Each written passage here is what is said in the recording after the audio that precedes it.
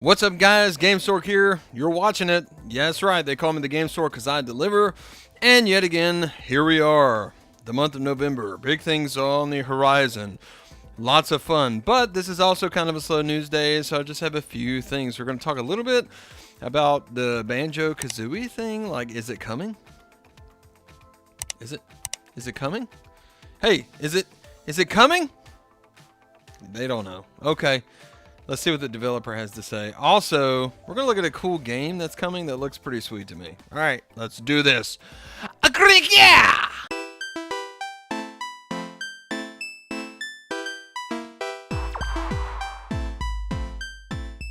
So it's pretty amazing how people can take one thing and stretch it to mean 9,000 things and then claim that that's an official thing. And they're like, oh man, this is like an official thing that's also 9,000 things, that's also this, but that, and then this and that, you know. But anyway, so apparently there was a bag on Twitter that had some connection to the licensing for Banjo-Kazooie and what the other company was. This got out. People said that this was an official thing, meaning Banjo-Kazooie was coming back. And also that Playtonic Games was somehow working on this. So this has kind of been churning for a while now. I instantly recognized this as BS, so I didn't even report on it on my channel because it was obviously baloney, okay? Because the merging of these two companies would be very public. This would not be something that they, kept secret. At least the licensure stuff and them actually acquisitioning these companies, the Playtonic Games. But as we were hoping, this has just kind of been fixed today. Sorry to tell you guys, there is no new Banjo-Kazooie on the horizon. Sorry. If you're like me and you like the game, but also think that it takes like a far back number 2 to Mario 64, all of them, okay? It's one of the best 3 platformers that has ever been made. I will admit that, but it's also not as good as the other ones. But I still love the game. I love those games. They're really good. Love the characters. Lots of fun. Great music. The yooka-laylee developers, Playtonic Games, issued a statement today, and they just straight up said this is not happening. The company was not acquired by Microsoft. This is not something that's true. They are not working on a new Banjo-Kazooie game. And they literally said, hey everyone, we wanted to address the speculation currently swarming our mentions.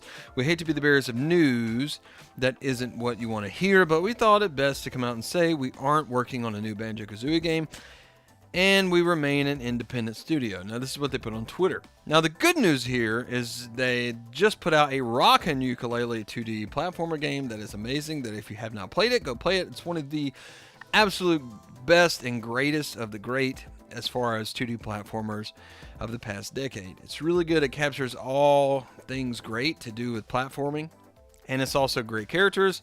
I love the world, love everything about it. So go play it if you haven't. Another good thing about this is perhaps their next game will go back to being a 3D platformer. I really enjoyed the first yooka-laylee, and I could see a lot of areas where they can improve that game, polish it up, and make it just as good as Banjo-Kazooie. Yeah, I said it. There it is. Sorry. So, considering it's a slow news day, I figured I would just do a focus on a game that is coming. A few months ago, a RPG, Arc of Alchemists is what the name of it is, was announced for the Nintendo Switch by Idea Factory, and they've confirmed that the game will be coming west. When I saw this, I was really excited, but then I was like, oh man, a lot of these games that, come out that I really love, like these JRPGs, they just stay in Japan. They stay over there, and they really just never make their way here. But it looks like this one is, and it's releasing in both North America and also Europe. So I figured I'd share it because it looks legit. So let's take a look. Enter the desert in search of a key to save humanity. The great power. 1 year, the king declared that he would send a large-scale investigation team to the Desert of Beginnings. Chosen to captain this mission, Quinn Brayford, on the nose, right, leads her soldiers into battle against the swath of enemy nations for the sake of her kingdom.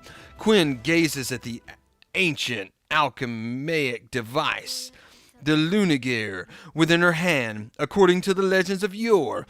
Once the Lunagear is equipped with the 4 orbs, it will unlock the great power that will save humanity. Only one orb resides in Quinn's Lunagear. Collecting the 4 orbs for the Lunagear, however, is mere legend.